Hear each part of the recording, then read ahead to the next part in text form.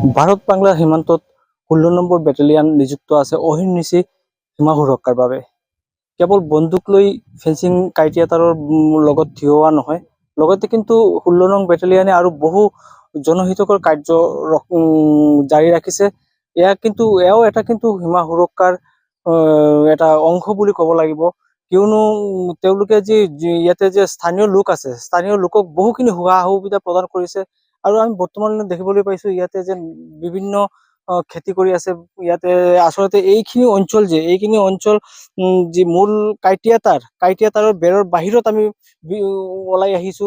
এয়া আমাৰ একেবাৰে কাষত কিন্তু বাংলাদেশ আছে। আৰু ইয়াতে কিন্তু পূৰ্বে কিন্তু ইয়াতে হাবি জংঘলেৰে ভৰি আছিলে। আৰু বৰ্তমান 16 নম্বৰ বেটেলিয়ানৰ যি জোৱানসকল আছে তেওঁলোকে ইয়াতে সম্পূৰ্ণৰূপে সুবিধা কৰি দিছে। আমি দেখিছো একেবাৰে জিৰ' লাইনত কিন্তু ইয়াতে সীমান্ত প্ৰহৰী পহৰা দি আছে। আমি আৰু অলপ আগুৱাই যাবলৈ চেষ্টা কৰিম। ইয়াতে দেখিম ইয়াতে সৰু এখন কুচিয়াৰা নৈ পাৰ হলেই কিন্তু ইয়াতে আমি বাংলাদেশৰ দৃশ্য অলপ দেখুৱাবলৈ চেষ্টা কৰিম। ইয়াতে নৈৰ সিপাৰতে কিন্তু বাংলাদেশ আছে। আৰু এই বাংলাদেশৰ একেবাৰে সংলগ্ন এলেকাত যিটো আচলতে ভাৰতৰ ভূখণ্ড, যদিও কাইটিয়াতাৰৰ বেৰৰ বাহিৰত, কিন্তু ইয়াতে কিন্তু যদি দেখা যায় ভালেমান খেতি হৈছে। আমি ইয়াতে দেখিছো ফুলকবি বা বেঙেনা, ইয়াতে গছত বেঙেনাও লাগিছে। ইয়াতে আচলতে এই সুবিধা প্ৰথমে কিন্তু নাছিলে, এতিয়া বৰ্তমানে BSF কৰি দিছে। এয়া কিন্তু এটা সুৰক্ষাৰ দিশ বুলি ক'ব লাগিব। কাৰণ যিহেতু সীমা সুৰক্ষাৰ কথা আহে, তেতিয়া স্থানীয় যি লোকসকল আছে তেওঁলোকক অৰ্থনৈতিকভাৱে সবল কৰাৰ উদ্দেশ্য, আৰু লগতে এই কুচিয়াৰা নৈৰ কিন্তু যথেষ্ট গৰাখহনীয়া আছে।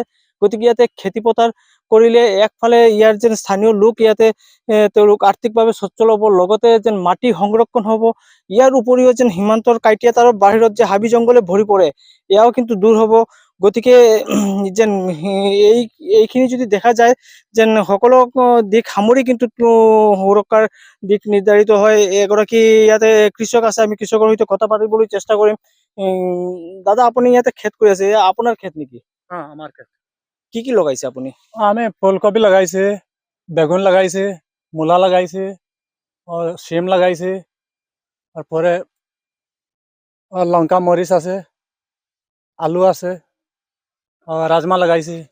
মোটামুটি একটার পর একটা ফুলকপি যখন শেষ হইব তখন অন্য সবজি আবার লাগাইমু, জায়গাটা খালি রইতো না। আগত দেখা গৈছিলে এনেদৰে খেত হোৱা নাছিলে, এতিয়া এই বছৰ বা এবছৰৰ পৰা আপোনালোকে আৰম্ভ কৰিছে, মানে BSF কেনেকে কি সহায় কৰিছে? BSF 16 নম্বর ব্যাটালিয়ন আসার পরে গত বছর এই জায়গাটা পুরা জঙ্গল আছিল। এই জঙ্গলটা 16 নম্বর ব্যাটালিয়ন আওয়ার পরে এটা সাফ করছে। সাফ করার পরে গত বছর আমি এখানে খেত করছি। খেত করার পরে প্রায় 2.5-3 লক্ষ টাকা আমার ইনকাম হয়েছে। এখন মানে অনেক সুবিধা হয়েছে আর কি। মনে করো আজ বাইরে মানুষের অনেক টাকা পয়সা করছে, বিদেশ যাওয়ার গিয়া খামাই করে, আমার এখানে আর আশা করছে যে আর যাওয়া লাগতো না। আমি ওইখানেও খেত করিয়া আমার পরিবার সংসার আমি পুরা চালিয়ে যেতে পারবো, এটা আমার পুরা আশা আছে। আর এই বছর আশা করতে তো আরো বেশিও পাইমু। নিশ্চয়কৈ আচলতে ইচ্ছা থাকিলে উপায় হয়। আৰু যেহেতু এইখিনি যি ঠাই, এয়া কিন্তু বঞ্জৰ জমি হিচাপে পৰিগণিত হৈছিলে, সম্পূৰ্ণ হাবি জংঘলে ভৰি পৰি আছিলে, আৰু এতিয়া খেতি কৰি আছে। মই অলপ দেখুৱাবলৈ চেষ্টা কৰিম। ইয়াতে যদি দেখা যায় ফুলকবি কিন্তু ইয়াতে লাগি আছে, ফুলকবি ধৰি গ'ল। ইয়াতে ফচল লাহে লাহে ডাঙৰ দীঘল হৈ আছে। গতিকে এনেদৰে যি খেতিপথাৰত কিন্তু বিভিন্ন সামগ্ৰী লগোৱা হৈছে, বিভিন্ন পাচলি লগোৱা হৈছে। আৰু এয়া কিন্তু যথেষ্ট শলাগ লগা লৈ কথা, কিয়নো যি ভূমি আছে, এই ভূমি আচলতে যি বঞ্জৰ পৰি আছিলে, এয়া 3টা দিশত কিন্তু এই কাম কৰি আছে। এটা ফালে মাটি সংৰক্ষণ, এটা ফালে খেত কৃষি কৰি স্থানীয় লোকৰ অৰ্থ উপাৰ্জন, আনফালে হাবি জংঘলৰ পৰা মুক্ত হৈছে।